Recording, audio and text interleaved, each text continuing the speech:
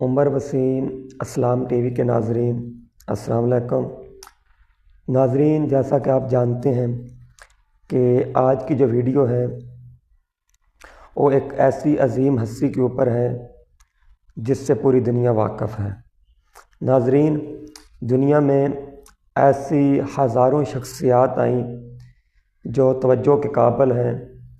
جن کے نام لے کر لوگ دین، ایمان، عزت، غیرت کا سودا کرتے ہیں اور ان کے لیے جد و جہد کرتے ہیں۔ علامہ اقبال کا ایک شعر کہ ہزاروں سال نرگس اپنی بے نوری پہ روتی رہی، بڑی مشکل سے ہوتا ہے چمن میں دیدہ ور پیدا۔ ناظرین، ہزاروں ایسی شخصیات آئیں جن کے نام لینا اب محال ہے، جیسے تاریخ اسلامی میں حضرت علی جیسے بہادر شجاعت والے آئے، حضرت خالد بن ولید جیسے سپہ سالار آئے، حضرت عثمان غنی جیسے غنی آئے، سخاوت والے آئے، حضرت عمر جیسے عدل و انصاف والے آئے، اور اسی کے ساتھ ہی حضرت ابوبکر صدیق جیسے صداقت والے آئے، سلطان صلاح الدین ایوبی جیسے بھی جاں باز آئے، سلطان عبدالحمید خان ثانی جیسے بھی بادشاہ آئے، سپہ سالار آئے، سلطان صلاح الدین ایوبی کے ساتھ محمود غزنوی جیسے آئے، محمد بن قاسم جیسے عظیم جاں باز آئے۔ تو انہی میں جیسے علامہ اقبال جیسے مرد قلندر بھی آئے، اور انہی میں سے ایک عظیم ہستی بانی پاکستان، بابا قوم، بر صغیر پاک و ہند میں جانی پہنچانی شخصیت قائد اعظم محمد علی جناح کی ہے۔ ناظرین، قائد اعظم محمد علی جناح 25 دسمبر 1876 سے لے کر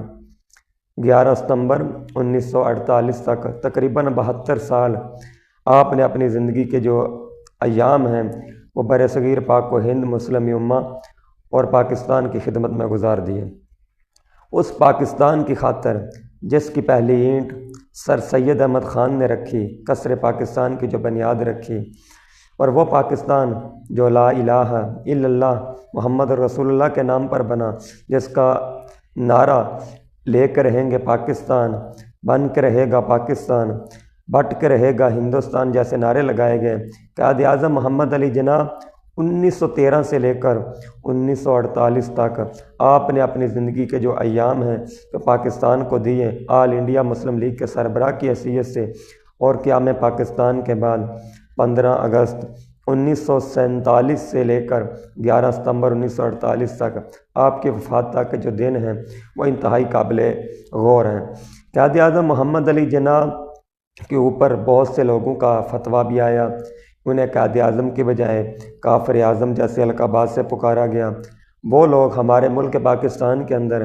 مذہبی شخصیات جو ہیں انہوں نے آپ پر کفر کے فتوے لگائے، قائد اعظم کو یہود و نصارہ کا ایجنٹ کہا، اور یہ بھی کہا گیا کہ یہ کیسے ممکن ہے کہ پاکستان کو ایک پلیٹ میں رکھ کے، ایک پلیٹ کی تھالی میں رکھ کے پاکستان کو دے دیا گیا ہو۔ اس قوم کو یہ نہیں پتہ کہ اس پاکستان کو بنانے کے لیے کتنی ماؤں کے جوان بیٹے سہارے اس دنیا سے چھن گئے، کتنی عورتیں جو ان کے سہاگ لٹے، کتنی ماؤں کے بیٹے اس دھرتی پر قربان ہوئے، کتنی بہنوں کے بھائی ان کے جو رکشے بندھن تھے وہ ختم ہوئے، اور یہ نہیں پتہ کہ 11 لاکھ قربانیاں دے کر یہ وطن عزیز پاکستان حاصل کیا گیا۔ اور اس وطن عزیز پاکستان کی موجودہ صورتحال آپ کے سامنے ہے، اس کو بیان کرنے کی ضرورت نہیں ہے۔ آج بھی جو مذہبی شخصیات ہیں، سیاسی شخصیات ہیں جو اس ملک کے اوپر قابض ہیں، انہی کے باپ دادا نے قائد اعظم کا ساتھ دینے کی بجائے قائد اعظم کے مخالفین کا ساتھ دیا۔ قائد اعظم محمد علی جناح کی وجہ شہرت پہلے تو ایک وکیل کی حیثیت سے ہے اور بعد میں ایک سیاستدان کی حیثیت سے ہے۔ ان کی اصل وجہ شہرت سیاستدان کی حیثیت سے ہے۔ انہوں نے اینٹ اور پتھر کا جواب میں اپنے دلائل، عین اور قانون کی بالادستی کے ذریعے کام کیا ہے، اور پاکستان میں عین اور قانون کی بالادستی کے لیے انہوں نے ہر تبے تک کوشش کی ہے۔ میں قائد اعظم کی زندگی کے آخری 60 ایام کا ذکر کرنا چاہوں گا کہ وہ ایام جس میں قائد اعظم کو انتہائی قسم پرسی کی حالت میں اس وطن عزیز پر اپنی جان دینا پڑی۔ قائد اعظم محمد علی جناح 18 جولائی 1947 سے لے کر 11 ستمبر 1948 تک کے جو ایام ہیں وہ انتہائی قابل رکت ہیں۔ اس کے اوپر آنسو بہائے جتنے بھی جائیں اتنے ہی کم ہیں، کیونکہ قائد اعظم جیسی عظیم شخصیات صدیوں بعد ہی پیدا ہوتی ہیں۔ قائد اعظم محمد علی جناح جیسا کوئی ثانی نہیں آیا، جس طرح حضرت علی جیسا ثانی، حضرت خالد بن ولید جیسا ثانی، عظیم سپہ سالار صحابہ جیسا ثانی کوئی نہیں آیا۔ اسی طرح مرد قلندر اقبال کے بعد قائد اعظم محمد علی جناح جیسا ثانی تاریخ میں نہیں آ سکتا۔ قائد اعظم محمد علی جناح کا جب 1948 میں آپ کا علاج معالجین کر رہے تھے تو ڈاکٹر الہی بخش آپ کے بارے میں کہتے ہیں اپنی کتاب میں، مائی فاطمہ محترمہ فاطمہ جناح مائی بردرز میں لکھتی ہیں کہ قائد اعظم محمد علی جناح کی جب تشخیص ہوئی بیماری کی تو پتہ چلا انہیں تب دکھ ہے، تو قائد اعظم نے کہا مجھے اس بیماری کا علم 1936 میں پاکستان بننے سے بھی 12 سال پہلے ہو چکا تھا کہ میں تب تک جیسی بیماری میں مبتلا ہوں، اور ڈاکٹر پٹیل نے میری اس بیماری کو راز میں رکھا۔ جواہر لال نہرو اور لارڈ ماؤنٹ بیٹن اپنی کتاب میں لکھتے ہیں اگر ہمیں پتہ ہوتا کہ قائد اعظم محمد علی جناح نے پاکستان بننے کے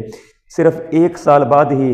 وفات پا جانی تھی، اس دنیا سے انتقال کر جانا تھا، تو ہم کبھی بھی پاکستان کو بننے نہ دیتے، اور جو بر صغیر پاک و ہند کبھی 2 ٹکڑے نہ ہوتا اور آج کسی اور گنگا میں بہہ رہا ہوتا۔ قائد اعظم محمد علی جناح نے کبھی بھی